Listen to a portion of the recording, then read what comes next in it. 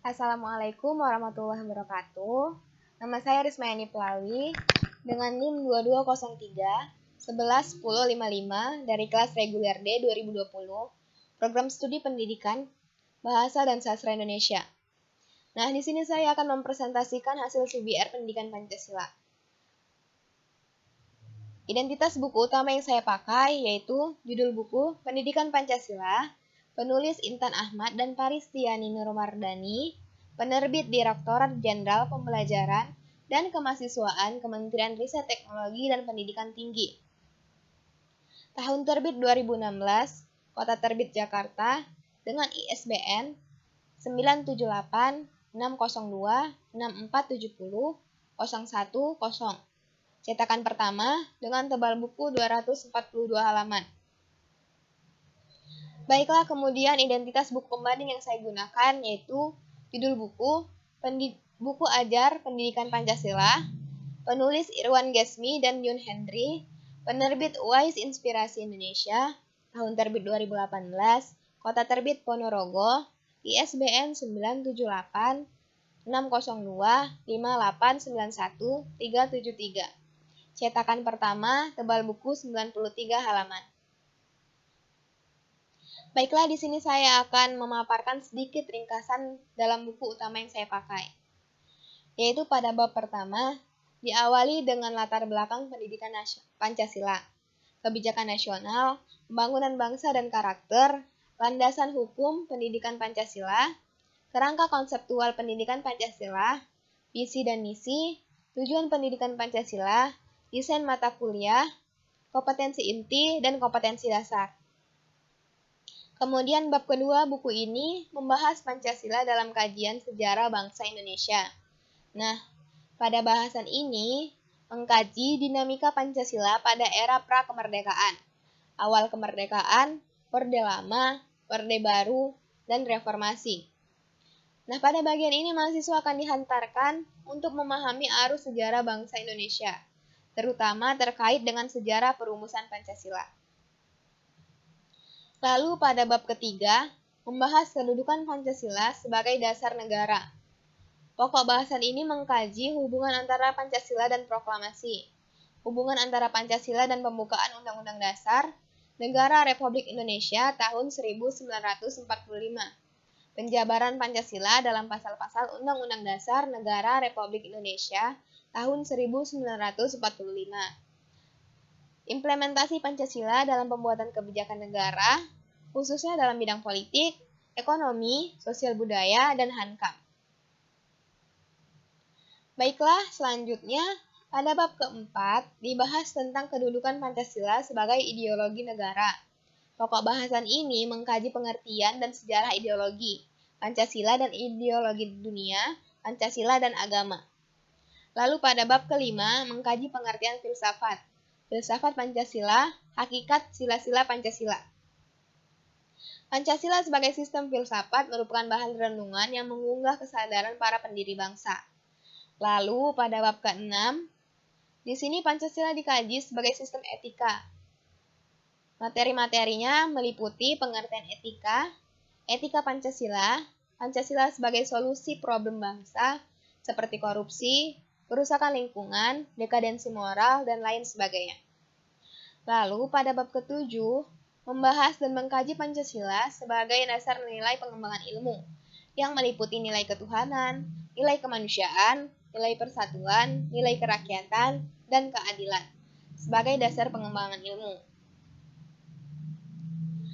Baiklah, selanjutnya di sini saya akan memaparkan ringkasan pada buku pembanding di setiap babnya. Nah, pada bab pertama, membahas mengenai latar belakang pendidikan Pancasila, meliputi pengertian Pancasila, fungsi umum Pancasila, fungsi pokok Pancasila, fungsi Pancasila sebagai dasar negara, dan kedudukan Pancasila sebagai dasar negara. Lalu, pada bab kedua, membahas tentang tujuan pendidikan nasional. Nah, bahasan materi di bab kedua ini meliputi pengertian tujuan nasional, pengertian tujuan pendidikan nasional, fungsi pendidikan, macam-macam tujuan pendidikan nasional, fungsi tujuan pendidikan nasional, sumber dan dasar rumusan tujuan pendidikan nasional, serta jenis dan hierarki tujuan pendidikan nasional. Lalu, pada bab ketiga, membahas tentang Pancasila sebagai dasar Pancasila.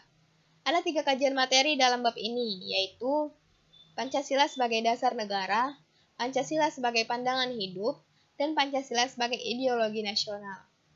Selanjutnya, bab keempat ini meliputi sejarah Pancasila pada masa kerajaan sampai masa Orde Baru. Selanjutnya, bab kelima, pada bab ini merupakan bab tentang realisasi Pancasila objektif dan subjektif. Selanjutnya, bab keenam. Bab ini memberikan pemahaman tentang Pancasila pandangan hidup bangsa Indonesia. Lalu di bab ketujuh, berbicara mengenai NKRI yang meliputi hakikat negara dan penjelasan tentang Negara Kesatuan Republik Indonesia. Lalu bab ke-8, membahas etika politik berdasarkan Pancasila. Di bab ke-9 pada buku pembanding ini, memaparkan materi tentang Bhinneka Tunggal Ika. Lalu di bab 10, atau bab terakhir dalam buku ini, memberikan pemahaman tentang kedudukan Pancasila sebagai dasar negara dan ideologi. Baiklah, selanjutnya di sini saya akan memaparkan hasil review buku utama yang saya gunakan. Pada buku pendidikan Pancasila yang utama ini, kelebihannya yaitu kita akan disambut dengan sampul yang menarik, dengan warna merah terang, serta dihiasi dengan gambar-gambar yang mendukung. Kemudian, terdapat juga kompetensi-kompetensi capaian dalam buku tersebut. Lalu, pada bab pendahuluan, dijelaskan pemaparan materi apa saja yang akan dibahas pada setiap babnya. Dengan kata lain, merupakan bab ringkasan utama. Lalu, di setiap bab pembahasan terdapat gambar pendukung, sehingga pembaca tidak terlalu bosan saat membaca buku tersebut.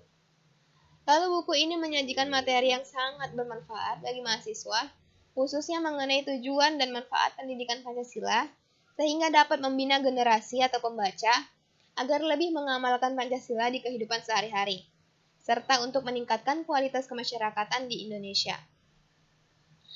Nah, namun buku ini juga ada sedikit kekurangannya. Buku utama ini hampir sempurna, namun terdapat kekurangan dalam pemilihan kata dalam buku ini, seperti berulang dan terlalu berbelit dalam menjelaskan sehingga menimbulkan ketidakjelasan inti dan materi. Selanjutnya di sini saya akan memaparkan hasil review buku pembanding yang saya gunakan. Nah, buku pembanding yang berjudul sama dengan buku utama yaitu Pendidikan Pancasila memiliki cover yang menarik dengan adanya gabungan warna dan gambar pendukung. Pada buku ini juga menjelaskan materi per poin dengan jelas sehingga tidak ada kalimat-kalimat yang membuat keliru atau berulang. Di setiap babnya, materi yang disajikan sesuai dengan judul bab dan subbabnya. Buku ini juga ada menjelaskan mengenai sejarah Pancasila pada masa kerajaan. Page layout pada buku ini juga sangat rapi dan tertata. Lalu, pada buku ini kekurangannya yaitu pada bab kedua halaman 20 terdapat 4 poin yang akan dibahas. Namun, di pemaparan materi hanya 2 poin saja yang tersampaikan. Mungkin itu saja kekurangan pada buku pembanding ini. Baiklah, demikian hasil presentasi yang dapat saya sampaikan. Semoga dapat bermanfaat untuk kita semua, serta dapat merealisasikan nilai-nilai Pancasila di kehidupan sehari-hari.